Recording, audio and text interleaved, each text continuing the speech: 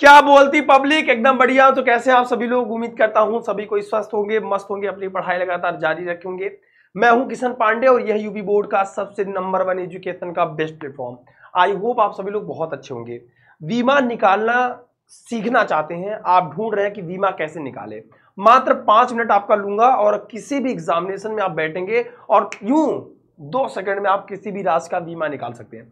आपको पता है, चाहे आप 11th में हैं, चाहे आप 12th में या फिर किसी भी एग्जामिनेशन में बैठेंगे, बीमा मात्रक तथा मापन से आपको बीमा वाले टॉपिक से अगर हम बात करें तो आपको 2 सवाल एग्जामिनेशन में देखने को मिलेगा।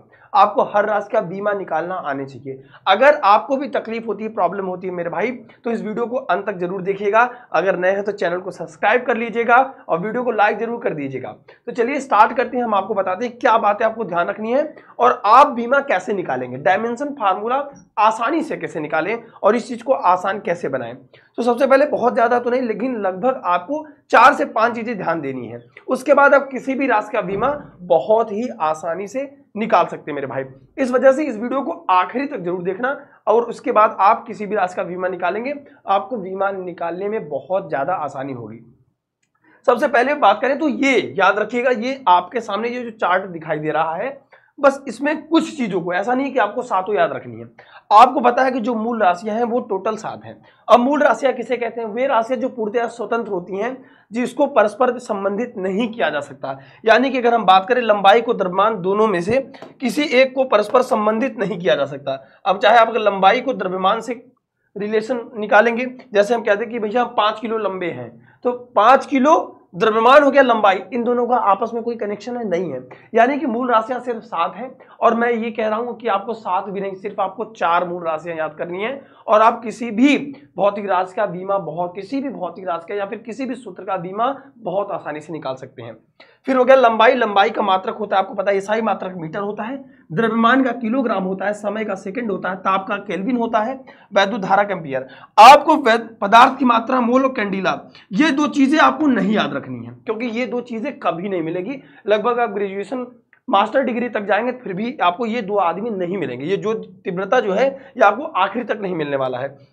यानी कि सर कहने का मतलब ये है मेरे कि आपको सिर्फ किन बातों पे फोकस रखना है, आपको सिर्फ इन 4 बातों पे फोकस रखना है बस। इसके अलावा आप किसी भी भौतिक राशि का बीमा बहुत आसानी से निकाल सकते हैं और कुछ करना भी नहीं है। बीमा आपको पता है हमेशा कैपिटल लेटर में लिखी जाती है और बीमाएं वे घातें होती हैं जो भैया मूल मात्रकों पर चढ़ाई गई होती हैं। अब बात करते हैं कैसे इसको निकालेंगे, ठीक है। फिर अगर हम बात करें लंबाई को क्या कहते हैं मेरे भाई? लंबाई को कहते हैं इंग्लिश में लेंथ। क्या कहते हैं मेरे भाई? लंबाई को कहते हैं लेंथ। क्या कहते हैं? लेंथ। अब लेंथ का जो कैपिटल एल होता है वो एल होता है, इसका जो वीमी संकेत होगा वो कैपिटल में एल आएगा। द्रव्यमान का क्या होता है मेरे भाई? मास होता है, इसका इंग्लिश क्या होता है? मास। तो यहां पे क्या लिख देंगे? कैपिटल में एम, ठीक है। उसके बाद आता है टाइम, समय यानी कि टाइम, तो टाइम को लिख देंगे हम टी से। बस किस चीज से डिनोट करते हैं इस चीज का ध्यान रखेंगे। ताप को कहते हैं टेम्परेचर। अब टेम्परेचर को कहीं कहीं आपको थीटा से प्रेजेंट करना पड़ता है, चाहे केल्विन से करिए, थीटा से कर लीजिए या फिर के से, के फॉर किशन सर, वहां से भी कर सकते हैं। वैद्युत धारा का क्या होता है मेरे भाई? एम्पियर होता है। तो वैद्युत धारा को चाहे आप कैपिटल ए से भी कर सकते हो, कोई दिक्कत की बात नहीं। एम्पियर का पहला वाला कैपिटल में है। सिर्फ आपको एम एल टी थीटा इतना याद रखना है और कुछ नहीं याद रखना है। सबसे पहले अगर हम बात करें बीमा क्या होती है मेरे भाई?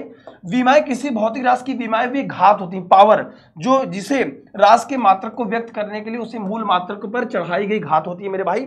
जैसे हमने कहा कि चाल बराबर होता है दूरी बटा समय, याद रखिएगा फार्मूला, जैसे कि चाल बराबर दूरी बटे समय। अब दूरी का मात्रक क्या है? अब कोई इंसान मोटा है, छोटा है, पतला है, नाटा है, तो दूरी कहे या फिर आपको विस्थापन कहे या फिर लंबाई में 5 फीट कहें या 5 सेंटीमीटर कहें, सबका एक ही बीमी सूत्र होगा, सबका एक ही मात्रक होगा, ये सारी मात्रक मीटर होगा और मीटर हो गया। उसके बाद अगर हम बात करें यहाँ तो समय, अगर हम बात करें मेरे भाई समय की, तो हमारे चंपुटा मुद्दे ने संयम लिख दिया, कोई बात नहीं, यहाँ पे हो जाएगा मेरे भाई ये समय।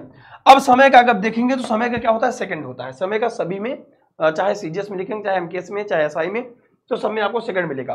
अब ये मेरे भाई सेकंड ऊपर चला जाएगा तो सेकंड की घात क्या हो जाएगी? यहाँ पे माइनस में 1 हो जाएगी। यहाँ पे लिखेंगे सेकंड की घात में माइनस में 1, सेकंड की घात में क्या हो जाएगा? माइनस में 1, माइनस में 1।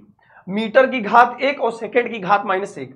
ये जो घात है मेरे भाई, यही क्या है मेरे भाई, बीमा है। यानी कि अगर इसको लिखेंगे तो इसका बीमी राशि कैसे लिखेंगे, मीटर का क्या हो जाएगा, एल हो जाएगा, और टाइम का क्या हो जाएगा, टी की घात माइनस में 1।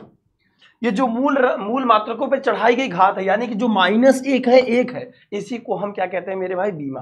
बीमा कुछ है नहीं, बीमाएं भी घात होती हैं जो मूल मात्रकों पर चढ़ाई गई होती हैं। इस बात को हमेशा याद रखिएगा दिमाग में। अब ऐसे और भी चीजें जो हम आपको बताना चाहते हैं, जैसे अगर मैं आपसे कह दूं भैया क्षेत्रफल का निकाल दीजिए, क्षेत्रफल की बीमा क्या होगी।